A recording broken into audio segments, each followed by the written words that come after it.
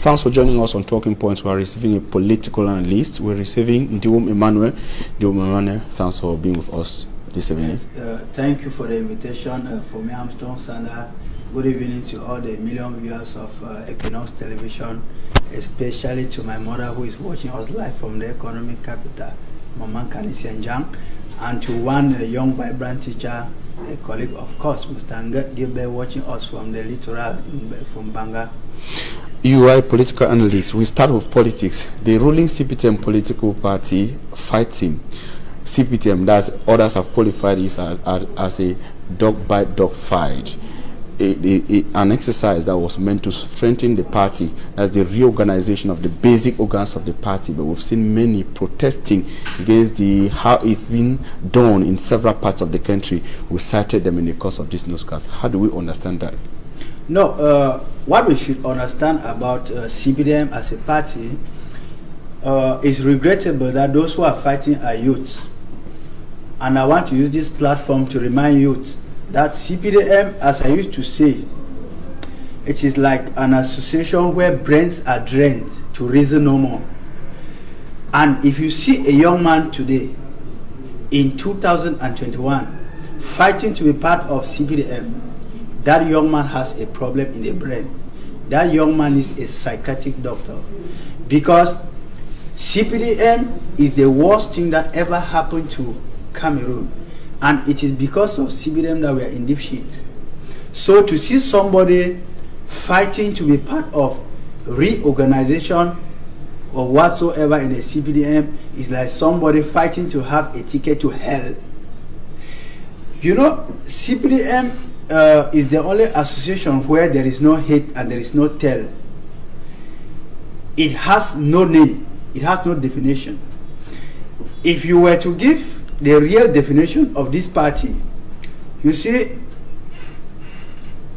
it all boils down to suffering and destruction of Cameroon. That's what CPDM stands. Others argue that the party you're talking about has been there for long. No, we know it says in the 1984, but others think that the problem with the party is the fact that the old are still there, and now with the reorganization, if the young are given the opportunity to belong from the basic organs, things can change. Don't you believe in that?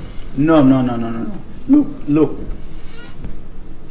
Nothing, I repeat, and let it go into archives, will ever come out good from CBDN, whether from the old faction or from the young faction.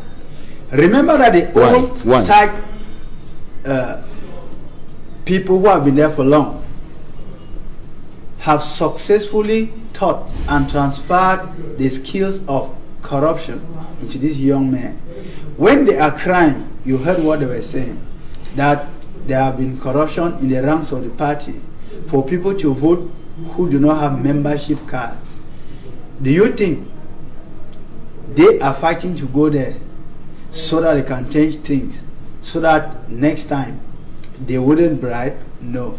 They know why they're going there. It's an association that teaches people how to bribe, how to corrupt, how to steal.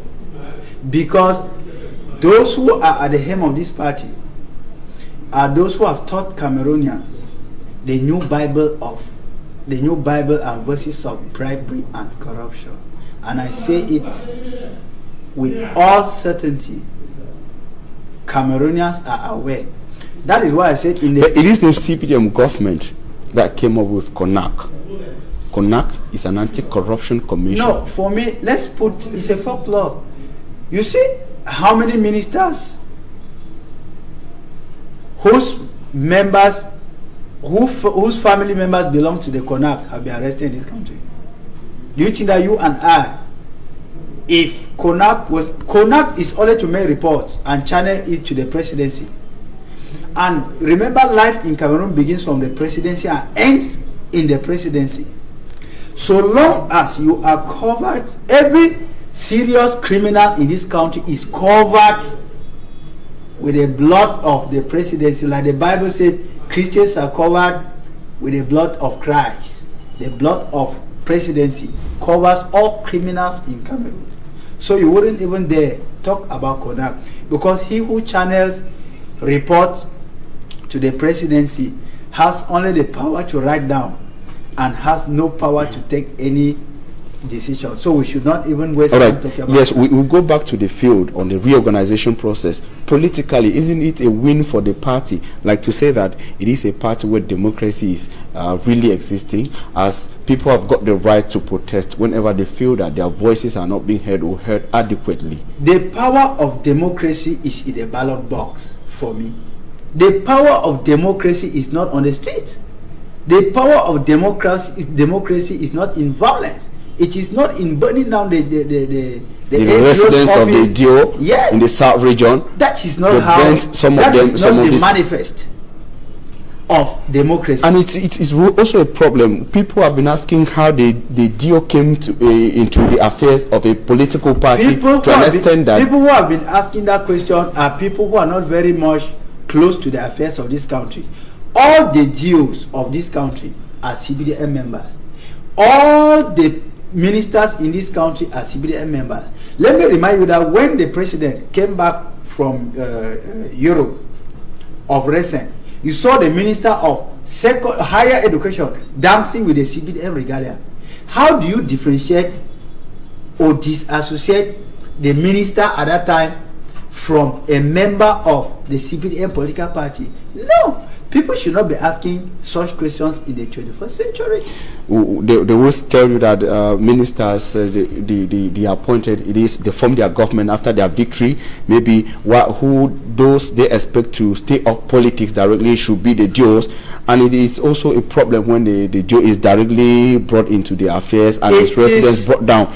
But I also want to say other cases in other places like in Dibong, in the central region of Cameroon, that's in the Nyoankele division. The worry there was that there were supposed to be at least 3 lists of contestants, but at the end of the day, when they went to vote, only the list of the mayor was retained. Yes, it is not new. I don't even know why we are belaboring our time talking about it. It is not news because CBDM is living her last days. All right, so it's a signs of end time for the CBDM. That's coming from a political analyst. When the center can no longer hold, that's coming from a political. That's coming from a political analyst. We're not going to be staying much on that because we've got another issue: the visit of the PM to Buea. It ends. What do you make of the visit of the Prime Minister to Buea? I think it was on this platform that I said if I were directly related to the Prime Minister and I could advise him, and if he could take to my advice, he will call media platforms like you people and honorably resign, because his impact is not felt in this country. He is chasing the wind in the desert, and I don't know what parameter he will use. I don't know what instrument he will use to gather wind to become visible. Let him go to southwest to northwest 1 million times.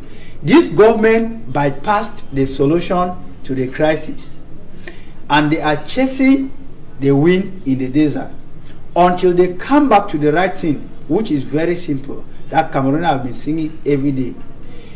Let's talk genuinely. Let's look at the form of the state. Nothing will ever come out of it. But the regrettable part of it is that the old who are enjoying in Yaoundé and keep enjoying. The young soldiers of 21, 20, 24 years are falling in the field. Now, I tell you this evening, the young soldiers and the amber boys on the field, this is what I propose you people should do. It is left for you, the amber boys and the military, to dialogue within yourself and stop dying, because you are dying for nothing. You are dying for people who do not care about you. So you people should save your life by doing dialogue between yourself. A newspaper in Cameroon talked about the strategy from the government, describing it as a carrot and stick strategy. When the PM goes to Buea with a peace plan, and at the same time the defense bosses in Bamenda also re-strategizing the military option. It is a sign of a failed government. Like I said, the Prime Minister is carrying water in a basket, and even if he carries it 1 million times, he will not arrive home. He will not arrive home with the water. So nothing will come out of his visit, even if he goes there 1 million times, Mr. Fomi. But okay, strategically, diplomatically, is it not also an advantage to the government at a time when the Prime Minister chooses to go when the United Nations General Assembly is holding? You know, we've seen the major national dialogue coming at almost the same time when there was the United Nations General Assembly. That was 2019, and of course in 2020 we saw moves like the regional elections, putting in place of special status, reinforcing almost at the same time. For me, failure should be called failure. It is a delay tactic, but it wouldn't last for long because they will end up on a round table, whether they like it or not. You can fool a people for some time, but you cannot fool them all the time. They are taking it as a strategy, but mind you, time harbors all strategy. Okay, now a delay tactic. Yes. It's been 4 years. 5 years, you are making an error. We're moving to the 5th year of this crisis. Yeah. Now, if the government chooses for the delay tactics and prefers that, is that strategically going in their favor when you take an analytical view of this crisis, how it has evolved from what we knew in 2016 to what we're seeing today? Remember, this government does not want this crisis Is to end. the delay tactic paying off for the government? For those who are feeding fat and gaining fat from it, it is paying off. But those who suffer are those who are on the field. The military, the amber boys, and the population. You know, when you are dealing with a regime that knows only evil, anything that can bring gain to them, they will stuck to it. Essentially, there is no political will to end the crisis. No, there is no political will. It has never been. If there was a political will, they know where Eric Tato is found. They know where Ayabacho is found. They know where the Akwangas and the Ko, the Mark Barrettas are found. Getting to them is very easy. When you are drowning in the river, the Prime Minister, John Gute, has said several times that dialogue is a process, and they are still in the process. But that to them is not a process, because a life lost cannot be brought back in a process. Let me tell you, when you are drowning, for me, if you see a snake and hanging on that snake can save you from drowning, you hang. Wisdom have it that at Bia's age, if shaking a hand with Lucifer can bring peace, shake it and bring peace. And that's exactly where this government has failed. Okay. They don't want to bring peace. No, they don't like peace. But during the major national dialogue, we heard the government said it was open to everybody. Those who did not come chose not to come. It was a CPDM monologue. It was not a dialogue. I've been correcting this for many of your colleagues. Remember that before going to that CPDM monologue, there was an arrest warrant hanging on top of the supposed separatist leaders. If you were the one, will you come? That we did not see. But we're talking about events now on the ground. Anyway, you are a political analyst, you know better. But with time, I will go deeper into that with you. But now, where we are today, we seeing a sophisticated attacks from the guys in the northwest and southwest regions of Cameroon. The defense ministry in Cameroon, through its spokesperson, confirmed that, but indicated that the armed groups in the north and southwest regions of Cameroon are in some sort of an alliance with some foreign organizations. Well, though he did not name. Yes, if he says so. Somebody once said in the National Assembly that Boko Haram is within us. I think if we were in the country where there was the rule of law, he would have been put to task to tell us so that we can get to this organization and get it done if we really wanted the crisis to get finished. What should be done exactly? No, what should be done is very simple for me. At the stage where we are now, there is nothing but to negotiate, because in Northwest now we have two different crises: Anglophone crisis and the Ambazonian crisis, which is already a hot one for the government. They can manage the Anglophone crisis, but the Ambazonian crisis is what has stuck them on the truth. What's the difference there? The difference is clear. You know, because of time constraint, let me just be brief. If you read the history of Southern Cameroon, 1960-1961, and you get what Dr. Bernard Fonlon said, I googled it this morning. He already said Cameroon was sitting on a time bomb if the accord of this union was not respected, just 3 years later. And when De Gaulle was warning Ahidjo not to give any space to the Anglophones, but to francophonize them, he knew what he was doing.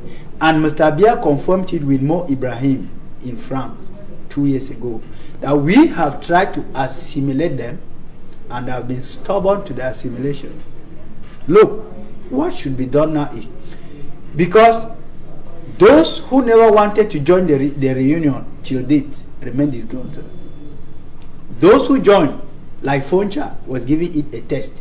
That's why on the 6th of June of September 1990, Foncha ran back to the UN and requested for the third option. He died a dissatisfied politician, because what was agreed in Fumba is not what was operated on the field. And others even go as far as saying that what was adopted in Fumban was already drafted by the Ahidjo-led delegation. Yes, it was already drafted, because going to Fumban, La République du Cameroon already had a national anthem. In fact, they already had their national emblems.